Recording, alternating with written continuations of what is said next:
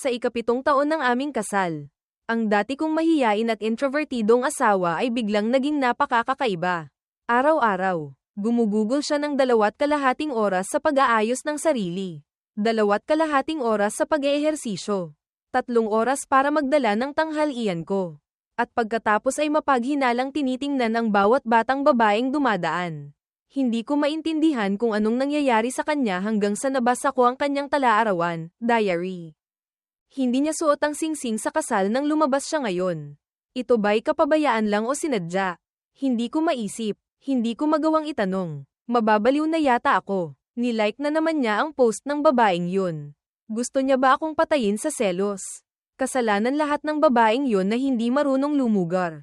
Ako sa salamin. Tumatanda na. Naluluoy. Pumapangit. Hindi pwede. Kailangan kong gawing mas perpekto ang hitsura ko, para hindi niya ako iwan. Napakawalang magawa. Napakadesperado. Mas matanda ako sa kanya ng 3 taon.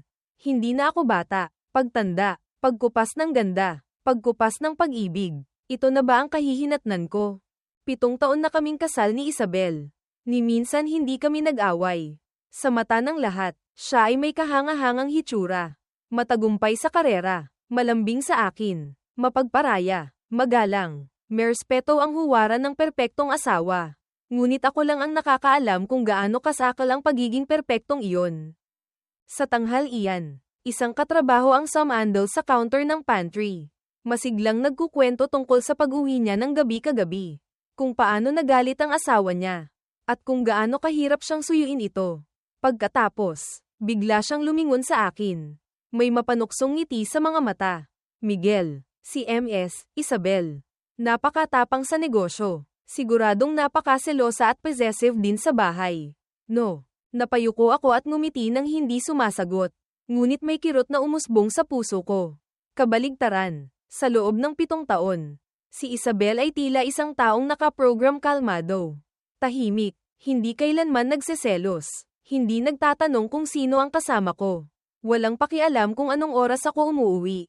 At lalong hindi pinakikialaman ang cellphone ko. Madalas sabihin ng mga katrabaho ko, ang pag-ibig ay laging may kasamang possessiveness. Kung walang possessiveness, walang pag-ibig. Kung gayon, marahil ay hindi ako kailanman minahal ni Isabel. Posible kayang sa kasal na ito, ako lang ang lubusang nahulog. Hindi namamalayan. Humigpit ang hawak ng mga daliri ko sa baso. Nararamdaman ang init nito sa aking palad. Nasa loob nito ang tubig na may pulang asukal na tinimpla ni Isabel para sa akin bago ako umalis kaninang umaga. Tahimik niyang inilagay ang baso sa bag ko. Pagkatapos ay tumalikod at pumasok sa dressing room. Nitong mga huling araw, tila mas binibigyang pansin niya ang kanyang pananamit, make-up, at nag-spray pa ng pabangong dati niyang kinaiinisan. Sa pag-iisip nito, biglang may mga hindi magandang ideya na pumasok sa isip ko. Parang may nagtulak sa akin na buksan ang home surveillance camera. Sa screen, si Isabel ay nag-eehersisyo mismo sa harap ng camera. Nakahubad siya sa itaas. Ang perpektong mga kurba ng kanyang kalamnan ay napakaganda sa ilalim ng sikat ng araw. Ang kanyang V-cut abs, na may mga butil ng pawis, ay umaalon sa tuwing gumagamit siya ng lakas. Ang kanyang low-rise na sports pants ay nakasabit lang sa kanyang balakang. Bahagyang bumababa sa bawat galaw. At pagkatapos ay basta na lang niya itong itinataas muli. Ang kilos na ito ay parang isang mapanganib na paanyaya. Lubhang kaakit-akit, nanuyo ang lalamunan ko. Ang daliri ko ay lumutang sa zoom button sandali. Ngunit pinindot ko pa rin ito. Gayunpaman, sa sumunod na segundo, biglang nagbago ang screen, lumitaw ang video call mula sa boss ko. Lahat ng malalaswang imahinasyon ay biglang naglaho. Napapikit ako ng mariin. Ang mga daliri ko ay sumandal sa mesa. Halos maduraj ang mouse. Tumawag ang boss ko para ipaalam na may team dinner kami ngayong gabi.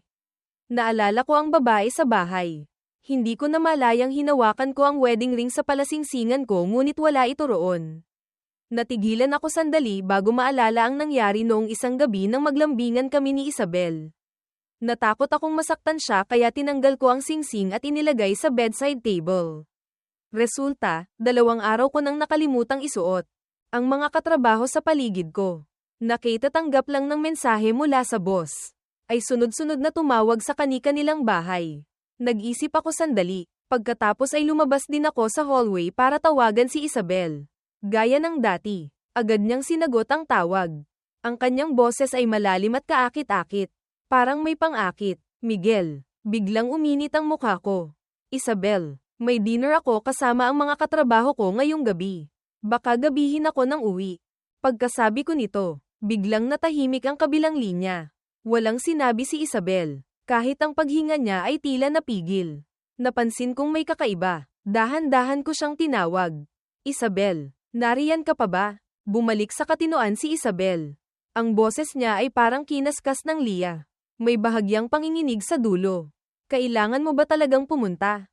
Sasabihin ko sanang oo nang bigla niya akong pinutol. Nanginginig ang boses. Uuwi ka pa ba mamaya? Miguel, uuwi ka pa ba sa bahay? Nagtatakang tumango ako. Siyempre naman. Uuwi ako. Tatalaga. Tumaas ang tono ng boses niya bago biglang huminto. Tanging mabilis na paghinga na lang ang naririnig sa telepono. Hay hindi. Ibig kong sabihin, hihintayin kita sa bahay. Kahit anong oras ka umuwi. Basta uuwi ka. Lagi akong nandito sa bahay. Maghihintay sa iyo. Napansin kong medyo kakaiba siya. Kaya nagdagdag ako ng isang habilin. Pakiiwan mong bukas ang ilaw para sa akin. Sa pagkakataong ito, hindi siya nag-atubili. Tila natatakot na magbago ang isip ko. Mabilis siyang sumang-ayon. Oo, ang boss namin ay kilalang kuripot. Ang party ng departamento ay ginanap sa isang maliit at magulong kainan sa tabi ng kalsada. Nang matapos ang party, ang mga nakalabas kong binti at braso ay puno na ng mapupula at makakitang kagat ng lamok. Tiniis ko ang discomfort. Isa-isa kong inihatid ang mga lasing kong katrabaho sa kani-kanilang bahay. Nang sa wakas ay mabuksan ko ang pinto ng bahay. 10:00 na ng gabi. Umaambon sa labas. Umilo ang sensor light sa pasukan. Nagliwanag sa walang taong sala. Wala na naman si Isabel sa bahay. Kinuha ko ang telepono ko para tingnan ang oras. Tatawagan ko na sana siya nang biglang bumukas ang pinto sa likuran ko. Bigla na lang lumitaw si Isabel sa labas ng pinto. Basang-basa. Tumutulo ang tubig ulan mula sa magulo niyang buhok papunta sa sahig. Bumubuo ng maliit na sanaw. Ang puting bestide niya na dating hapit ay damaykit na ngayon sa kanyang katawan. Nagpapatingkad sa kanyang balingkinitang baywang. Wala na ang dati niyang sopistikadong anyo, para siyang isang kaawa-awang naliligaw na aso. Basag na basag. Nagkatinginan kami ng ilang segundo bago nagsalita si Isabel. Kakaiba ang kalmado ng kanyang tono. Nakauwi ka na? Tumango ako. Dali-dali siyang hinayla papasok. Saan ka ba galing? Bakit basang-basa ka ng ganito? Halika na sa loob. Parang robot na pumasok si Isabel. Ang mga mata niya ay gumala sa bawat detalye ng mukha ko kilay. Mata, ilong, labi at sa wakas ay huminto sa leeg ko. Pagkatapos, bigla siyang nanigas. Naamoy ko ang pamilyar na amoy ng usok ng mantika sa kanya. Katulad ng amoy sa kainan kung saan kami nag-dinner kanina. Isabel, sinundo mo ba ako? Paumanhin. Hindi mo ako nakita kasi ngayong gabi ako pumunta.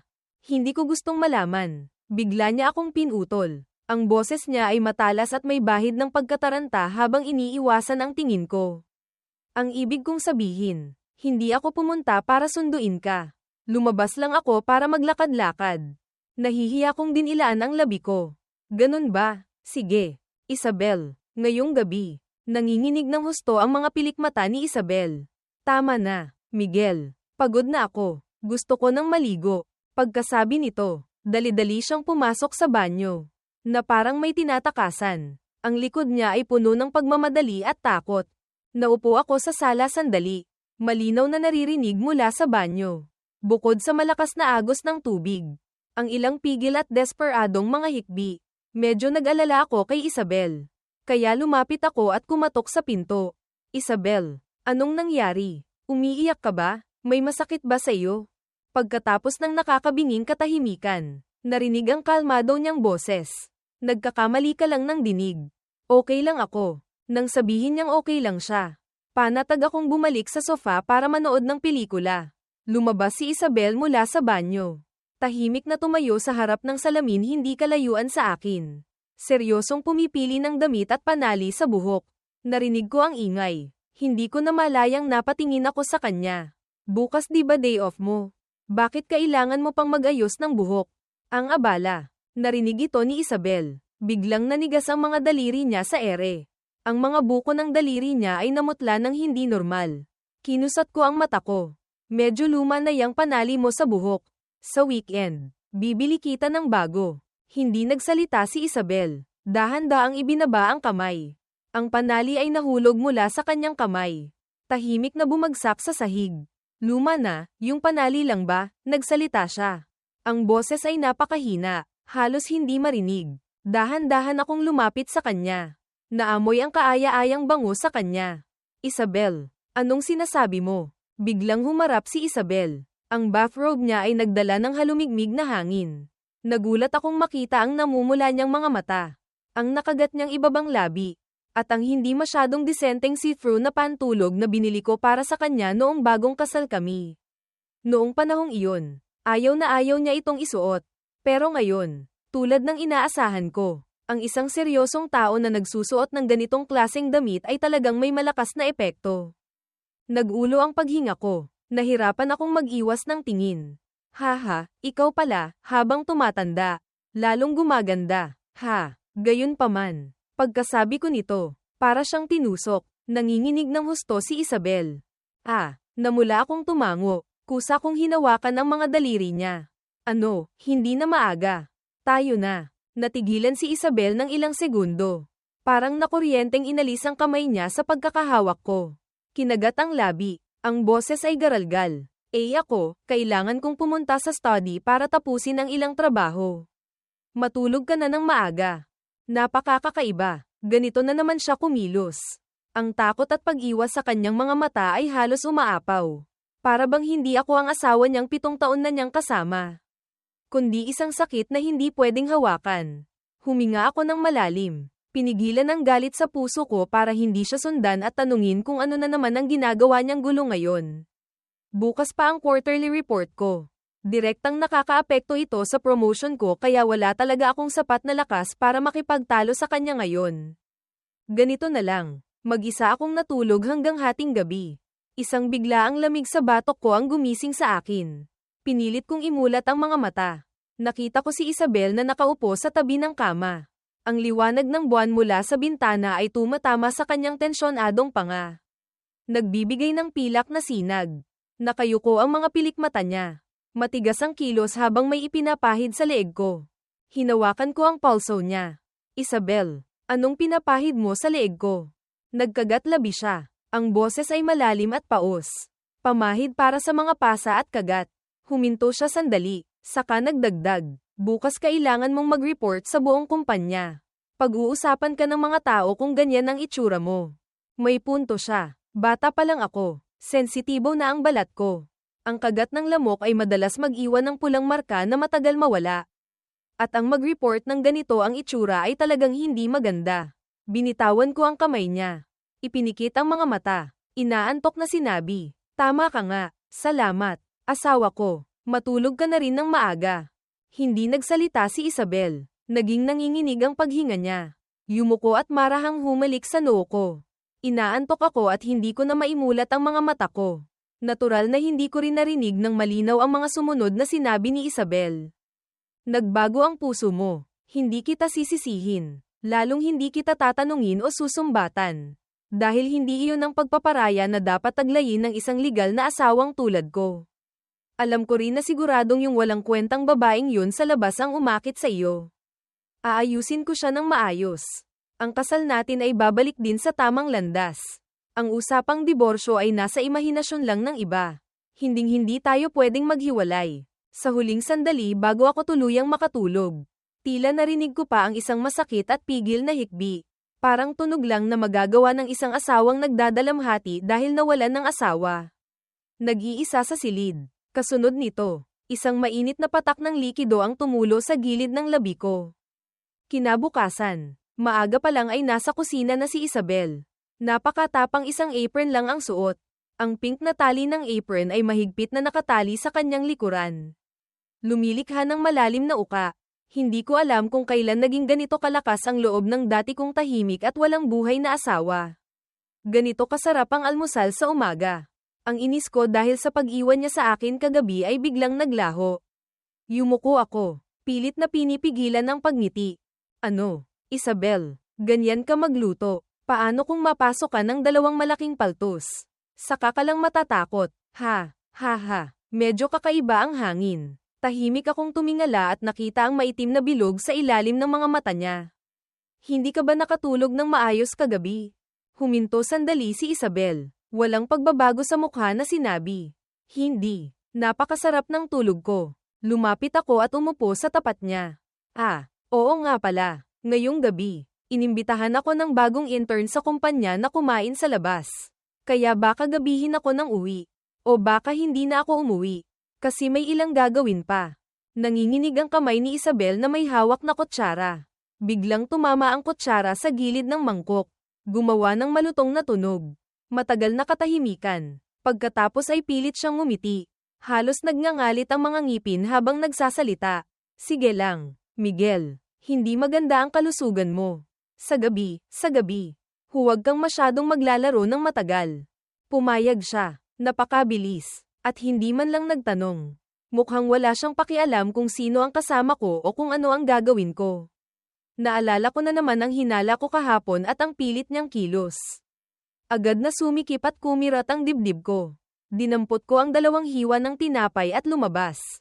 Pagdating ko sa pinto, may naalala ako. Kaya bumalik ako. Agad na tumuwid ang likod ni Isabel.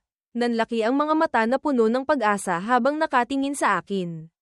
Hindi ko siya tiningnan. Hinubad ko ang singsing sa palasingsingan ko at inihagis sa harap niya. Hindi ko muna isusuot ngayon. Hindi masyadong komportable. Ang tunog ng metal na tumama sa kahoy na mesa ay nagpaningkit sa mga mata ni Isabel. Mahigpit niyang kinagat ang manipis niyang labi. Nakatitig sa singsing. Ang mga buko ng daliri niya ay namumutla sa higpit. Lumitaw ang mga ugat sa kanyang leeg. Kinuha ko lahat ng dokumento sa coffee table at inilagay sa bag ko. Tumalikod at naglakad papunta sa pinto. 1 segundo bago isara ang pinto. Parang may nagtulak sa akin na lumingon. Nakita ko lang si Isabel na nakatayo pa rin doon. Hindi gumagalaw. Nakatingin sa akin. Ang mga mata niya ay madilim at nakakatakot. Na parang pinipigilan ng isang malakas na bagyo. Kahit malayo na ako, nararamdaman ko pa rin ang tensyonadong tingin na iyon na sumusunod sa akin. Tumakbo ako sa ulan papunta sa garahe. Pinipigilan ng inis sa puso ko. At umupo sa kotse. Sunod-sunod na lumabas ang mga mensahe mula sa mga kaibigan ko. Kesyo 7-year itch. Kesyo problemadong kasal sumasakit ang mata ko. Galit akong nag-text kay Isabel. Isabel, kung hindi mo na talaga kaya, maghiwalay na tayo. Sabihin mo ang totoo. Hindi mo naman talaga ako mahal. Di ba? Kung mahal mo ako, sabihin mo ng malakas. Kung hindi mo ako mahal, wala nang dahilan para ipagpatuloy pa ang kasal na ito. Mag-move on na tayo pareho. Huwag mo nang sayangin ang oras ko. Pinipigilan mo pa akong hanapin ang nakababatang kapatid ko sa labas. Pagkatapos kong sabihin ang masasakit na salita, dali-dali kong binura ang chat namin. Basta ko na lang itinapon ang telepono kaya hindi ko napansin na dahil sa mahinang signal. Sa 3 mensahe, ang una, maghiwalay na tayo, at ang ikatlo, pinipigilan mo pa akong hanapin ang nakababatang kapatid ko sa labas, lang ang naipadala. Lumipas ang mga minuto. Naghintay ako sa kotse ng 20 minuto pero wala akong natanggap na sagot mula kay Isabel. Lubos akong nadismaya. Pinigilan ko ang kirot sa dibdib ko. Inutusan ng assistant ko na gumawa ng isang kasunduan sa diborsyo at ipadala sa bahay. Pagdating ko sa kumpanya, agad kong isinantabi ang lahat ng tungkol kay Isabel. Buong puso kong ibinuhos ang sarili sa trabaho. Matagumpay na natapos ang trabaho sa umaga. Masaya akong bumili ng milk tea para sa lahat sa team.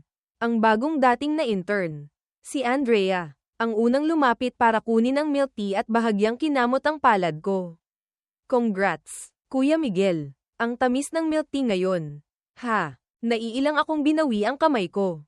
Kumunat ang noo. May sasabihin sana ako nang biglang mapatingin ako sa labas ng salamin. Si Isabel ay nakatayo sa madilim na bahagi ng hallway. Hawak ang isang thermal lunchbox. Malalim ang tingin. Walang ekspresyon ang mukha. Hindi ko alam kung gaano na siya katagal nakatayo roon at nakatingin. Medyo nagulat ako nang makita ko siya. Isabel, bakit ka nandito? Inalis ni Isabel ang tingin niya kay Andrea at tumingin sa akin. Dahan-daang ngumiti, isang ngiting nagpatindig ng balahibo ko. Mahal ko, nandito ako para dalhan ka ng tanghalian. Ang mapagmahal na tawag na ito ay binigkas niya ng buo at malinaw. At malakas ang boses, na nagdulot ng hindi maliit na bulungan sa tahimik na opisina. Napigil ang hininga ko. Ang tawag na ito sa alaala ko ay laging kasama ng madilim na ilaw sa kwarto. Sa ilalim ng ilaw, si Isabel na may namumulang mga mata ay sumasandal sa akin. Ang basang buhok niya ay dumadampi sa baba ko. Ang mabilis niyang paghinga ay hindi mapigilan bago lumabas sa lalamunan ang paos at mahinang tawag na ito. Ngunit ngayon, isinigaw niya ito sa gitna ng maraming tao na dati niyang kinaiinisan. Agad na may kuryenteng damaloy sa likod ko. Biglang kumabog ang puso ko. Tila may kakaiba kay Isabel ngayon. Tinaasan ng kilay si Andrea. May nakakalokong ngiti sa labi. Ah, si MS, Isabel pala. Madalas kang banggitin sa amin ni Kuya Miguel. Kalmadong inayos ni Isabel ang buhok. Talaga, si Miguel naman. Hindi kanya kailanman nabanggit sa akin. Agad na pumangit ang mukha ni Andrea. Sa harap ni Isabel, para siyang isang batang walang kalaban-laban. Hindi pinansin ni Isabel ang pagbabago sa mukha ni Andrea. Tiningnan mula sa itaas ang batang hindi marunong sumukat ng sarili. May ngiti sa labi na parang tumitingin sa walang kwentang basura. Kailangan ko pang magpasalamat sa iyo sa pag-aalaga mo sa asawa ko. Gusto mo ng sigarilyo, sabi ni Isabel habang kinakapa ang bulsa. Nagtataka pa ako kung kailan siya natutong manigarilyo nang sa sumunod na segundo ay makita ko siyang may kinuhang isang napakaagaw-pansing pulang bagay. Hindi sigarilyo, kundi ang aming marriage certificate. 7 taon na kaming kasal pero ang marriage certificate ay inalagaan niyang parang bago. Tanging ang mga sulok lang ang medyo kupas na parang madalas hawakan at paglaruan kaya kumupas. Hindi sinasadyang ikiniling ni Isabel ang kamay. Ang marriage certificate ay umikot ng maganda sa kanyang palad. Nakaharap kay Andrea ang naka-emboss na gintong selyo. Ang tono niya ay may halong sinadyang pagkalito. Pasensya na, maling bagay ang nakuha ko.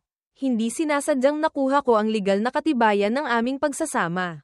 Mahigpit na kinuyam ni Andrea ang kamay. Nanggigigil na kumaibat ang gilid ng labi. Marahil ay may gusto siyang isumpa. Ngunit nang makita niya ang madilim na tingin ni Isabel, agad siyang natameme, nanigas na tumalikod. Kahit ang paghinga niya ay halos hindi marinig. Malinaw na sa harap ng makapangyarihang presensya ni Isabel. Ang galit niya ay kinain na lang niya. Nagsimulang uminit ang mukha ko mula nang ilabas ni Isabel ang marriage certificate. Dali-dali akong hamarang sa harap niya. Inagaw ang certificate, at mabilis na itinago sa loob ng bulsa ko. Isabel, bakit mo inilabas yan? Huwag ka nang tumayo rito. Makikita ka ng mga tao. Sumama ka na sa akin sa opisina.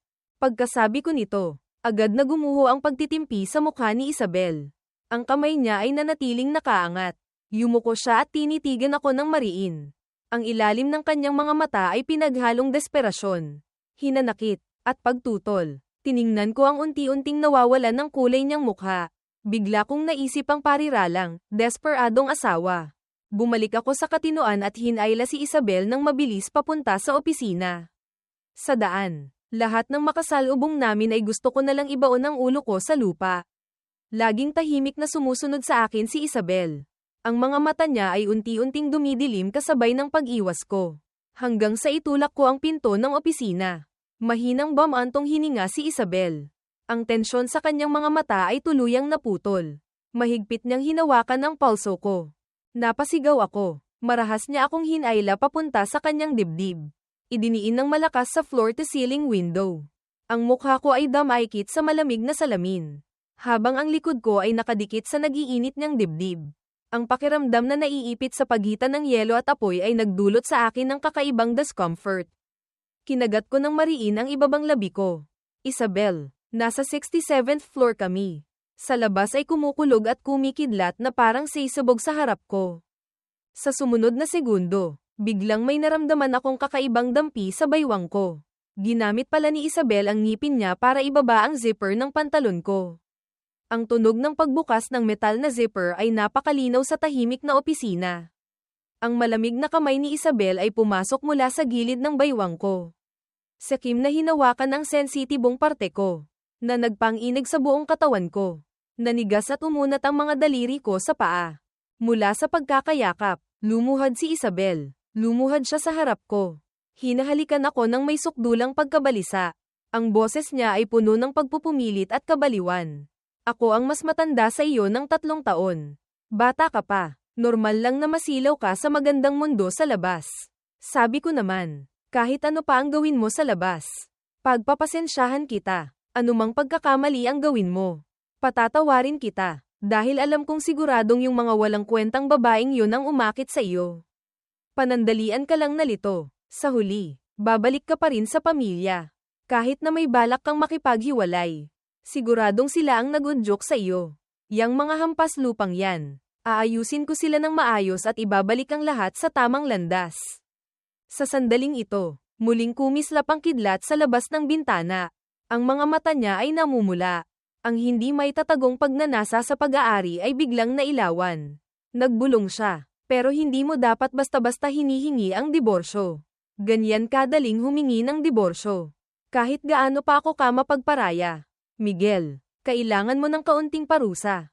Hindi ko pa kailanman nakita si Isabel na ganito kawalan ng kontrol. Parehong hindi ko maintindihan at medyo natatakot. Ano bang pinagsasabi mo? Anong akit? Anong ibig sabihin? Hindi pwede. Huwag ka nang gumalaw. Isabel, nasa opisina tayo. Bitiwan mo ako. Kapag ganito ka pa rin, hihiwalayan na talaga kita. Gusto kong makipaghiwalay. Nanigas sandali ang kilos ni Isabel. Nang marinig niya ang banta ko, lalo pa siyang nag-hysterical. Hinailan niya ako papunta sa sofa. Susubukan ko sanang umupo nang dumating ang halik niya. Isang kamay niya ang humawak sa baba ko. Ang isa naman ay naghubad ng kanyang damit. Malalim at malakas ang halik niya. Ang dila niya ay pilit na pumasok sa pagitan ng mga ngipin ko. Halos umabot na sa lalamunan ko. Hindi pa ako kailanman ginanito ng bastos ni Isabel. Nanginginig ang buong katawan ko habang nakatingala. Sa labas ng bintana ay kumukulog at kumikidlat. Sa loob ng kwarto ay tumataas ang temperatura. Tuluyang gumuho ang katinoan. Ang sitwasyon ay umuusad sa direksyong hindi na may larawan. Tok tok tok. Biglang may kumatok sa pinto. Kasunod nito ang nahihiyang boses ng sekretarya. Paumanhin, Director Miguel. Pero oras na po para sa meeting natin. Para siyang nagising sa panaginip. Humihingal na tumayo si Isabel. Ang namumuong alon sa kanyang mga mata ay unti-unting nawala. Napalitan ng pagsisisi at pagkadismaya sa sarili. Para akong nahulog mula sa taas. Kaawa-awang humihingal. Nilalanghap ang sariwang hangin. Namamanhid ang labi ko. Gusot ang damit ko. Matagal akong tinitigan ni Isabel. Tumayo at lumuhad sa tabi ng sofa. Nanginginig na tinulungan akong itaas ang zipper ng pantalon ko. Pagkatapos ay hinaplos ang buhok ko. May namumuong luha ng paghingi ng tawad sa kanyang mga mata. Miguel, paumanhin. Bigla siyang tumalikod. Masakit na humikbi. Pagkatapos ay mabilis na tumayo at lumabas ng pinto. Hindi ko matiis na gusto na naman niyang tumakas. Patamba-tamba akong tumayo para pigilan siya. Ngunit hindi sinasadyang nabangga ko ang gilid ng mesa. Ang mga dokumentong dinala ko mula sa bahay kaninang umaga, na hindi ko pa naayos, ay biglang nagsikalat sa sahig. Sa gitna ng kalat na ito, isang itim na bagay ang dumulas mula sa pagitan ng mga pahina. Malakas na bumagsak sa carpet. Agad na naakit ang tingin ko. Pagkatapos ay nakita ko ang isang hindi pamilyar na itim na tala-arawan. Hindi ko matandaan na may ganito akong kwaderno. Nag-alinlangan ako ng 2 segundo. Maingat na binuklat ang isang pahina. Kasunod nito, ang natatanging sulat kamay ni Isabel, na parang makamandag na ahas, ay agad na tumambad sa mga mata ko. Hindi niya suot ang singsing sa kasal nang lumabas siya ngayon. Ito ba'y kapabayaan lang o sinadya? 7 minuto akong nakatitig sa daliri niya pero wala akong lakas ng loob na magtanong. Nilike na naman niya ang post ng babaeng yun. Gusto niya ba akong patayin sa selos? Ano bang pinagkaiba ng like sa halik? Gusto niya rin bang halikan ang batang babaeng yun? Hanggang saan na ba sila? Dapat ko ba siyang tanungin? Hindi pwede. Baka hinihintay lang niya akong magtanong para diretsahan ng sabihin ang tungkol sa diborsyo. Itatapon niya ako ng walang pag-aalinlangan. Hindi ko matatanggap. Hindi ko siya pwedeng tanungin. Hindi ko talaga kayang mawala siya. Ako sa salamin. Naluluoy. Pumapangit. May mga linya na sa gilid ng mata ko.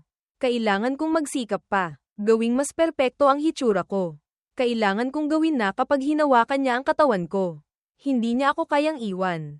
Ang laban ng legal na asawa ay talagang malupit. Kailangan kong gamitin ang lahat ng paraan para talunin ang mga masasamang taong gustong sumairon ng pamilya. Napakawalang magawa. Napaka-desperado. Pero hindi na ako bata.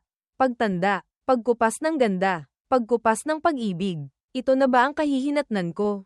Sa huli, itatapon niya pa rin ako na parang basahan. Nagising ako sa hating gabi mula sa bangungot na iniwan ako. Kinagat ko ng mahigpit ang kumot. Hindi magawang gumawa ng ingay.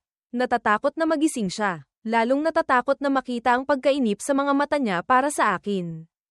Miguel, Miguel, Miguel ay akin. Miguel, hindi mo na kailangan ang singsing. Ibig sabihin ba hindi mo na rin ako kailangan?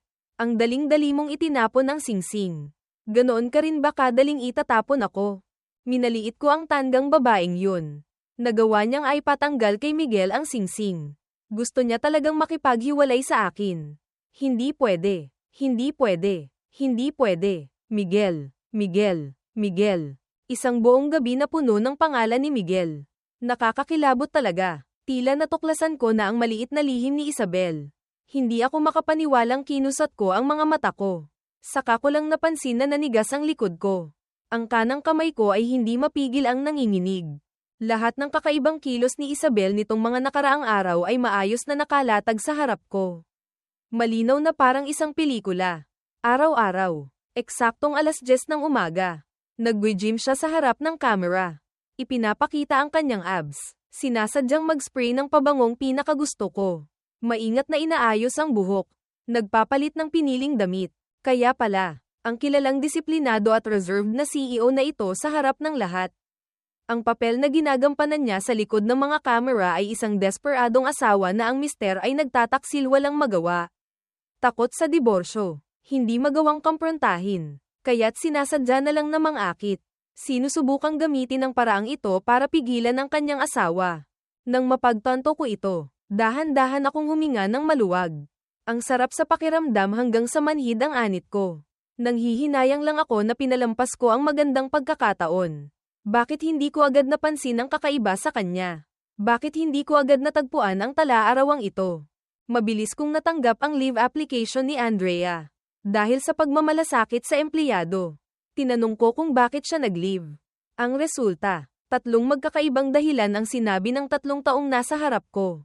Sabi ng HR, nakagat siya ng ilang beses ng asong kalye. Sabi ng sekretarya ko, na aksidente siya sa sasakyan. Tumilapon ng 3 metro. Sabi ng katabi niyang katrabaho. Nahulog siya mula sa 5 metrong taas na hagdan. Nabali ang isang binti. Wala akong masabi. Kusa akong nag-text kay Andrea. Andrea, ano ba talagang ginagawa mo? Makalipas ang 2 segundo, walang pag-aalinlangan siyang nagpadala ng mahabang mensahe. Pauwi ako galing trabaho. Nakagat ako ng ilang beses ng baliw na aso. Para maiwasan ng aso, tumakbo ako ng mabilis. Pagkatapos, nahulog ako mula sa 5 metrong hagdan at nabali ang binti ko. May mabuting taong nagdala sa akin sa ospital. Pero naaksidente naman kami ng malala sa sasakyan. Tumilapon ako ng 3 metro. Sa madaling salita, hindi ko na kaya ang trabahong ito. Tahimik ako sandali. Kung gayon, magpahinga ka ng mabuti. Nagpadala si Andrea ng isang emoji. Pagkatapos ay sinabi pa, Director Miguel, pasensya na talaga hindi tayo makakakain ngayong gabi. Pero nakabook na ako ng restaurant. Sayang naman kung hindi mapupuntahan. Bakit hindi na lang kayo ng asawa mo ang kumain doon? Gusto mo bang makipagkita sa kanya pagkatapos ng trabaho? Makipagkita sa asawa kong kalmado. Marangya, disente, maganda, kaakit-akit, matalino, at perpekto sa lahat ng aspeto. Bahagya akong kumunat ng noo. Hindi kailangan. Huwag na. Ay cancel mo na. Biglang natahimik si Andrea. Pinatay ko ang telepono. Binuksan muli ang home surveillance camera. Pag-uwi ni Isabel sa bahay, nakatanggap siya ng isang express delivery package. May laman itong kung ano sa loob ng bag. Tiningnan niya ito ng ilang beses at bigla siyang nawalan ng balanse. Sumandal sa pinto at napaupo sa sahig. Hindi ko alam kung ano ang nakita niya. Pero ipinakita ng camera na nakaupo siya sa sahig buong hapon. Hanggang sa tumunog ang alarm clock ng alas 5:30, nagulat siya. Dahan-daang bumangon. Parang robot na tumayo, at naglakad papunta sa kusina. Mabilis na narinig ang tunog ng paghihiwa ng gulay at pagluluto sa kusina. Kahit na ang nakita niya ay nagdulot sa kanya ng matinding sakit. Pagpatak ng alas 5:30, lahat ng emosyon niya ay kailangang magbigay daan sa isang mas mahalagang bagay. Malapit nang umuwi ang asawa niya para maghapunan. Kailangan pa niyang magluto. Humigpit ang hawak ko sa kamay. Biglang hindi ko na kayang maghintay pa. Gusto ko nang umuwi. Gusto ko nang umuwi sa bahay. Habang pauwi, marami akong naisip. Naisip ko na pagbukas ko ng pinto mamaya, ihahagis ko ang diary sa mukha niya. Hayop ka. Akala mo ba nagtataksil ako? Ganyan ba ang tingin mo sa akin? May bibig ka lang para kumain. No. Bakit hindi mo ako tinanong? Tapos hindi ka pa maglakas loob magtanong. Yung pagiging desidido at matapang mo sa negosyo. Kinain na ba ng aso? Ang galing mong tumulong sa akin sa trabaho. Pero pagdating sa sarili mo, hihila ka ng tali pa ng aso. Nagbubulong-bulong ako ng sumpa sa buong biyahe. Pero pagbukas ko ng pinto, agad akong sinakal ng mamasa-masa at mabigat na atmosfera sa sala. Ang anino ni Isabel ay nakatago sa dilim. Ang mahahaba niyang daliri ay mahigpit na hawak ang isang maputlang dokumento. Pilit na pinipigilan ang damdaming gustong sirain ang lahat. Miguel, sabihin mo sa akin, bakit kailangan mong makipaghiwalay? Natigilan ako at nanlaki ang mga mata. Sa liwanag, nakita ko ng malinaw na ang dokumentong hawak niya ay isang kasunduan sa diborsyo. Patay. Ang kasunduan sa diborsyo na basta ko lang pinagawa sa assistant ko kaninang umaga ay diretso palang naipadala kay Isabel. Dahil alam kong si Isabel ay nawawalan ng kontrol na parang baliw na aso kapag naririnig ang salitang diborsyo. Kinamot ko ang ulo ko. Dali-daling nagpaliwanag. Isabel, hindi pagkakaunawaan to. Hindi ko naman talaga gustong makipaghiwalay sa iyo. Talaga, tanong niya. Hindi pagkakaunawaan. Hindi ko alam kung ano ang naisip ni Isabel. Biglang naging kalmado ang boses niya. Na para bang tinatanong niya lang kung ano ang panahon ngayon. Kung gayon, patunayan mo sa akin. Nagkagat-labi ako. Mabilis na inayos ang buong pangyayari sa isip ko. Handa na sanang magsalita nang bigla niya akong pinutol. Ang boses niya ay paos na parang basag na yelo. May dalang utos na hindi pwedeng tanggihan. Miguel. Ngayon din, agad-agad, halika rito at halikan mo ako. Nanigas ang buong katawan ko.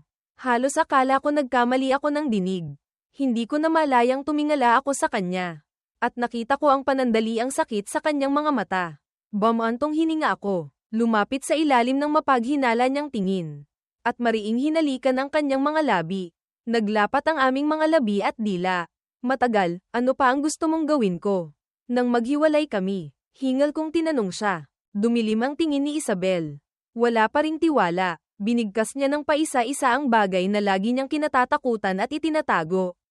Kapag naghiwalay tayo, papatayin ko talaga yang kaibig-ibig mong nakababatang kapatid na nagsasayaw sa labas.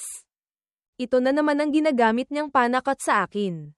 Natawa ako. Wala akong kaibig-ibig na nakababatang kapatid na nagsasayaw sa labas. Pero mayroon akong isang nakatatandang kapatid dito sa bahay na pinahihirapan ang sarili. Natigilan si Isabel ng isang segundo. Pagkatapos ay galit na sinabi. Kung gayon, sino ang nagustuhan mo noon? Sasaktan ko siya. Ikaw lang ang nagustuhan ko. Paano mo sasaktan ang sarili mo? Biglang nanigas si Isabel. Ang dilim sa kanyang mga mata ay agad na naglaho. Bahagyang nanginginig ang dulo ng kanyang mga daliri. Wala akong magawa kundi haplasin ang mukha niya. Nabasa ko na ang diary mo. MS, Isabel. Magaling kang sumulat. Mas magaling pa ang imahinasyon mo. Yun nga lang. Hindi masyadong magaling ang utak mo. Nag-imbento ka ng sarili mong malaking drama tungkol sa desperadong asawa na ang mister ay nagtataksil. Hindi mo makilala ang pinagkaiba ng kagat ng lamok sa marka ng halik. Pero yung pag-gym mo at pag-aayos ng sarili. Sinusubukang pasayahin ako, kapuri-puri yun. Gusto kong pinapasaya ako. Napakasaya ko. Pakiusap. Ipagpatuloy mo yan. Pero teka muna. Bakit hindi mo ako tinanong? Ang bibig ba ng mismong tao ay hindi mahalaga sa iyo? Sa sobrang inis ko, gusto kitang sakalin. Namula ang mga tainga ni Isabel. Hindi makapaniwalang kinurot ang sarili. Tapos isa pa. Sa wakas, pagkatapos ng matagal na pagkuskus, mahinang sinabi, pwede mo na akong sakalin ngayon. Hindi ako iiwas. Tahimik ako ng ilang segundo. Biglang hinubad ni Isabel ang lahat ng kanyang pagkukunwari. Isinubsob ang mukha sa leeg ko. Tahimik na umiyak ng patak-patak. Natakot akong magtanong, baka sabihin mo ang totoo. Tapos hihingi ka ng diborsyo. Kasi, hindi naman talaga ako sapat. Mas gugustuhin ko pang lokohin ang sarili ko at takasan ang katotohanan kaysa makipaghiwalay sa iyo. Basta uuwi ka lang sa bahay. Lahat ng bagay, pwede kong ipagkunwaring hindi nangyari. Medyo naawa ako. Itinaas ko ang mukha niya. Ang dulo ng daliri ko ay dumaan sa namumula niyang ilong dahil sa pag-iyak. Tiningnan ang basa niyang mga pilik mata na unti-unting kumakurba. Hindi ko mapigil ang matawa. Isabel, napakagaling mong magkontrol. Minsan naisip ko tuloy na hindi mo ako mahal. Nagsuggest ako ng diborsyo hindi dahil sa kahit sino, kundi dahil nagkamali ako ng akala na hindi mo ako mahal kaya nagtatampo lang ako. Hindi ko rin gustong makipaghiwalay sa iyo. Garalgal ang boses ni Isabel. Paano naman hindi kita mamahalin? Kaya ko ngang kumbinsihin ang sarili ko na pagpasensyahan ka sa mga ginagawa mo. Hindi mo alam kung gaano kita kamahal. Matapos maalis ang hindi pagkakaunawaan. Ang tubig sa bathtub ay umalon buong gabi. Ang bawat paos na, asawa ko, ay tumugma sa mga sandaling lumitaw na sa alaala ko. Ang huling alaala ko ay madaling araw na. Si Isabel ay damamba na naman. Walang kapagurang yamakap sa akin. Mag-uumaga na nang makatulog ako. Ngunit kinaumagahan ay naiihi ako. Inalis ko ang kamay ni Isabel. Pilit na bumangon mula sa kama. Ngunit agad kong napansin na may talagang mali. Sobrang mali. Yumuko ako para tingnan. Sa sobrang inis ay napasinghap ako ng malamig na hangin. Lumingon at sinampal ang taong nasa likod ko. Nagising si Isabel sa sampal. Hindi nasaktan. Makapal ang mukha na damaykit ulit. Ang mainit niyang hininga ay dumampi sa batok ko. Sino ba ang nagsabing matanda na tong ate na to? Ang galing niya kaya. Fanfiction karagdagang kwento. Ang kamalayan at responsibilidad ng mas nakatatandang asawa, Isabel. Unang naramdaman ni Isabel na mas matanda siya kay Miguel ng 3 taon ay noong graduation nito sa kolehiyo. Si Miguel ay nakasuot ng toga. Kumakawi sa kanya sa gitna ng maraming tao. Habang siya ay nakatayo sa lugar ng mga magulang. May hawak na bouquet ng sunflowers na paborito nito. Tinukso siya ng mga kaklase ni Miguel. Miguel, ate mo ba yan? Ang ganda. Kung ano ang isinagot ni Miguel. Hindi niya narinig ng malinaw. Ngunit may biglang sumibol na kirot sa kanyang puso. Ang pagiging kalmado, kontrolado, at ang emosyonal na pagtitimpi na lagi niyang ipinagmamalaki ay tila laging nawawalan ng bisa pagdating kay Miguel. Alam niyang hindi dapat ganito. Ngunit kusa siyang nagpapadala sa agos. Pagkatapos ng kolehiyo, si Miguel ay parang isang sisiw na bagong labas sa itlog. Nagkakampay ng pakpak at gustong sumugod sa bagyo. Samantalang siya, mapalad dahil maaga siyang nakapanday ng baluti sa pakikipaglaban sa mundo ng negosyo. May sapat na kakayahan para salagin ang lahat ng unos para dito. Hindi nagtitipid ng lakas para suportahan ito. Itinataguyod ang isang kalangitan para dito.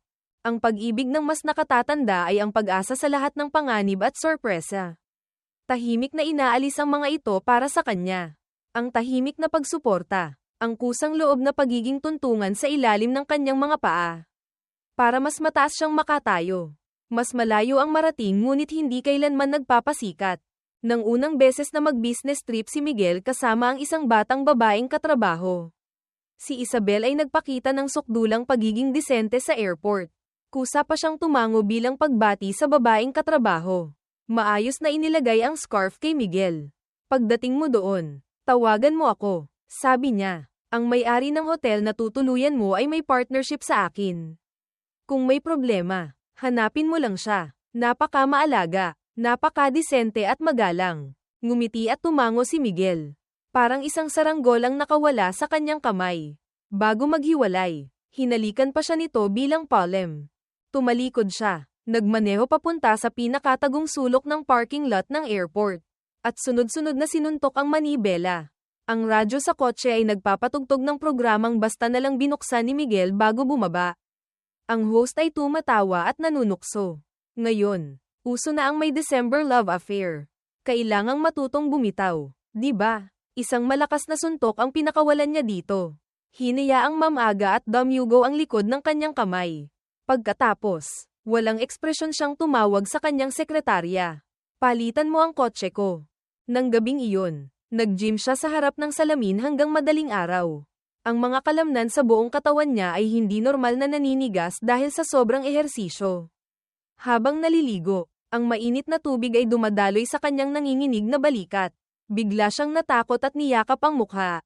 Gaya ng dati, tumawag si Miguel bago matulog. Narinig niya ang boses ng binata sa kabilang linya. Ang puso niyang nagwawala ay himalang napanatag. Nagtagal ang tawag hanggang sa halos makatulog na si Miguel. Sa pagitan ng panaginip at gising, mahina siyang nagsalita. Isabel, lahat dito ay kakaiba. Hindi maganda. Medyo nami-miss na kita. Matagal na natahimik si Isabel. Mahinang pag-alo lang ang sinabi. Matulog ka na ng maaga. Maaga ka pang gigising bukas. Pagkatapos, tahimik siyang nag-text sa sekretarya. Nagpabook ng flight papunta sa syudad kung nasaan si Miguel. Walang tigil siyang lumipad papunta roon sa gabi ring iyon.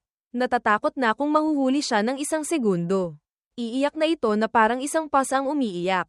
Sa mundong ito na puno ng hirap at sakit, sila pala ang lunas ng isa't isa. Nang mapansin ni Isabel ang mga kakaibang kilos ni Miguel, ang puso niya ay parang hinihiwa ng mapurol na kutsilyo.